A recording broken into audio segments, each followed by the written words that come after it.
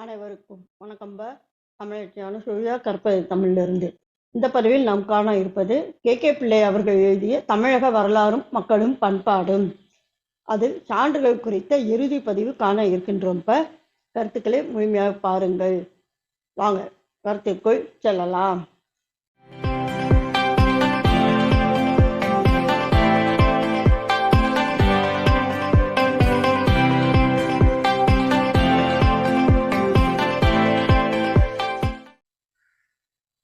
K பிள்ளை அவர்கள் வரலாற்று மூலங்களை சான்றுகள் அடிப்படையில் மொத்தம் 10 சான்றுகள் கொடுக்கின்றார்.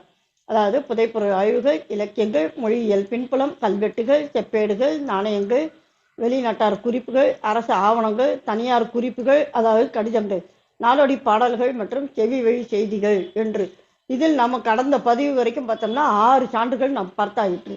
இந்த பதிவில் 7வது வெளிநாட்டார் குறிப்புகளிலிருந்து காண இருக்கின்றோம்ப்பா.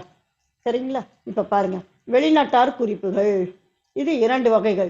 அதாவது தமிழகம் அயல்நாட்டுடன் வணிக தொடர்பு கொண்டதால் வெளிநாட்டவருக்கு கிடைத்த தகவல்கள், அயல்நாட்டார் தமிழகத்தில் பயணம் செய்ததால் இந்த நாட்டவருக்கு, அதாவது தமிழ்நாடு மட்டுமில்ல இந்திய நாட்டிற்கு கிடைத்த தகவல்கள் என்று 2 வகைகள்.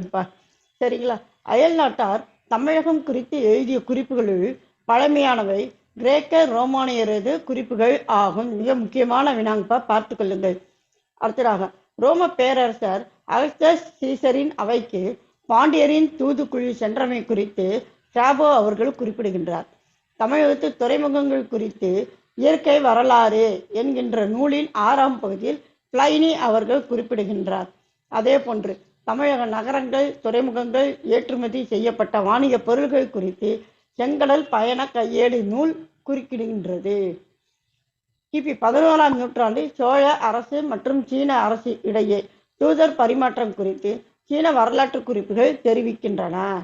கிபி 641-42 சீன பயணி மார்க்கோ போலோ தருகின்ற செய்திகள் பல வரலாற்று உண்மைகளை வெளிப்படுத்துகின்றன.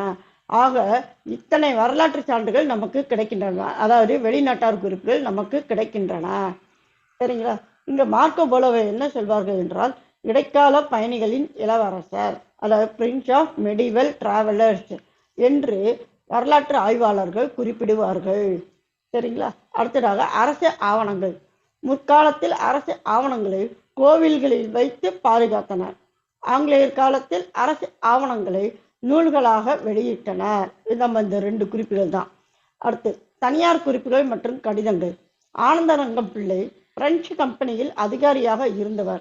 அவர் எழுதி வைத்துள்ள நாட்குறிப்புகள் 12 தொகுதிகளாக வெளியிடப்பட்டுள்ளன.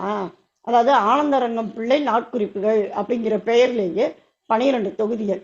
அதில் நிறைய கருத்துக்கள் பாருங்களேன். ஆங்கிலேய பிரெஞ்சு நிலையங்களின் தலைநகராக அமைந்தமை. அடுத்து 18ஆம் நூற்றாண்டின் நடுப்பகுதியில் ஆங்கிலேய பிரெஞ்சு வாணிக கழகங்கள் போருக்கு ஆயத்தமாக நின்ற சூழ்நிலை, அதற்கான காரணங்கள், விளைவுகள். 1744 பிரெஞ்சுக்காரர்களால் சென்னை கைப்பற்றப்பட்டமை குறித்த செய்திகள்.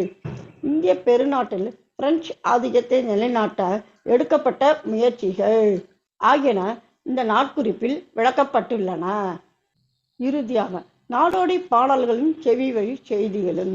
ராமப்பையன் அம்மானை, கட்டபொம்மன் கதை பாடல்கள், கான் சாஹிப் கதை பாடல்கள், புலித்தேவன் சிந்து, சிவகங்கை கும்மி, ரவிக்குட்டி பிள்ளை போர் முதலிய நாடோடி பாடல்கள் செவி வழி வந்த செய்திகளை செய்யுளில் பொதிந்து வைத்தவையே. ஆயினும் செவி வழியே பல தலைமுறைகளாக பாமர மக்களிடம் வழங்கி பலகாலம் பலரிடம் பல ஊர்களில் பல வடிவங்களில் வழங்கிய இவற்றில் குறைகளும் விடுபாடுகளும் பிழைகளும் இடைச்செருகல்களும் மிகுதியாக இருக்கும். குறைகள் அப்படின்னு சொன்னா கூறுகின்ற விதத்தில் குறைகள், விடுபாடுகள்னா கூற வந்த தகவல்கள் பாதியை விட்டு விடுவது, அதே சமயத்துல மாற்றி கூறுவது, இந்த மாதிரியான பிழைகள். இடைச்செருகல்கள் அப்படின்னாக்கோ யார் சொல்றாங்களோ அவங்களுடைய கருத்துக்களை அதுல புகுத்தி சொல்லி விடுவது. இந்த மாதிரியான இந்த 4 விதமான தன்மைகளும் மிகுதியாக இருக்கும். இருப்பினும் நம்ப தகுந்தனவற்றை நாம் எடுத்துக்கொள்ளுதல் வேண்டும் என்று கே பிள்ளை அவர்கள் தம்முடைய தமிழக வரலாறும் மக்களும் பண்பாடும் என்கின்ற நூலில் வரலாற்று மூலங்களை சான்றுகள் அடிப்படையில் தருகின்றார்ப்பா.